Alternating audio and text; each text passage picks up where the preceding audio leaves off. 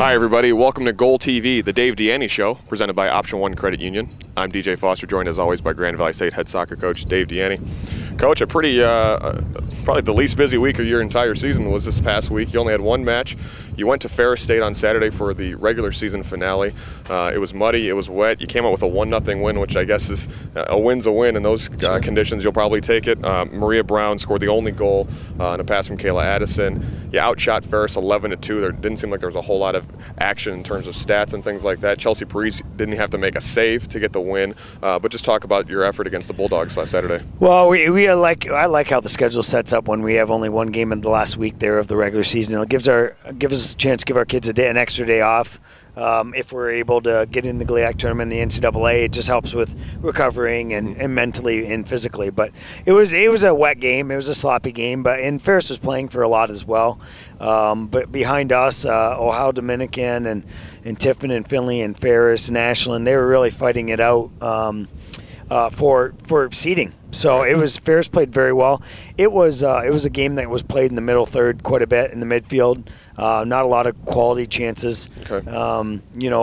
We definitely missed some chances in the second half, but I think the field and its conditions and how Ferris played all kind of summed it up that the game was very uneventful. Just two teams playing very physical and trying to get points at the last game.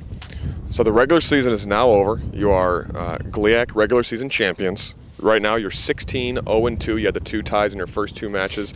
You finished the GLIAC regular season perfect. You were 15-0-0. You're the number 3 team in the country right now. You've outscored your opponents 52-5 this season. What do all those numbers mean? Obviously, it's not the end of the season, so you obviously want more accomplishments and accolades. But I mean, kind of reflect on the past part of the regular season? Well, I think we're happy with how we've kind of grown into the team that we're at right now. We certainly are not. We're not the same team that we were at the beginning when in Minnesota against Mankato and Winona, and I'm sure no one else is either. Everyone else has either improved or maybe regressed. So we like the growth where our team has taken. We feel like we've got an awful lot of players that are committed to finishing the season as best they can at the end, and by that I mean like the training is still very elite and competitive, and we're pushing one another, and I think that the good thing is there's got to be credit given to like some of our seniors who have been to some Final Fours and know what's coming up here and how these games are really starting to going to get tighter, and the excitement of the big the GLIAC tournament and the NCAA postseason play. So I'm really happy with where our team is right now. Again, I don't know if that's going to get us any more wins, but up to date they've been fantastic, and the work rate's been great, and the chemistry's been good. So we're happy with what we've got to this point. You're obviously, we've mentioned many times before, back-to-back Division II national champions. As I just mentioned, you're 16-0-2. You only have the 2 ties on your record. So you know good teams when you see them. What is the strength of this team? How good do you think this team could be? Well, I think this team is the same as the last couple of years, where we thrive off our top level players, and they kind of pull everybody along. But this team is very deep, especially as the years gone on. What we have is competition at almost every position. I think every position, whether it be for starters minutes or sub minutes, and that's been something our kids have cherished and not.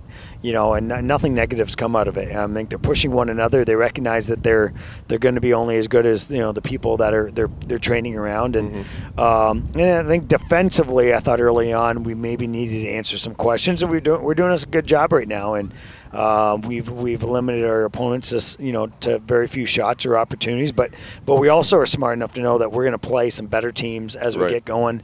The games are going to get tighter. There's going to be more at stake, and we're going to have to be better with our own program. So I like where we're at, and we're just kind of enjoying the journey. The season's gone really fast, which means that we've enjoyed it. Now, so I mentioned the regular season's over. This weekend is the GLIAC semifinals and finals, which you will be hosting here at the Lakers soccer field. On Friday, the first match you will not be playing in is Ohio Dominican and Ashland at 4:30. You play Tiffin after that match at 7 o'clock. The winners will then play on Sunday for the conference championship. That match will be here at 1 o'clock. kind of give us just a quick look at the weekend ahead. You have Tiffin on your schedule, but if you win that one, then you have either Ohio Dominican or Ashland. Well, I think Ohio Dominican and Ashland have been the hottest teams in our conference. By far in the last 10 games, by far. Ohio Dominican came from, I think, third last to capturing the second seed. And wow. After we played them, I think they've won 8 or 9 straight. Ashland, the same thing.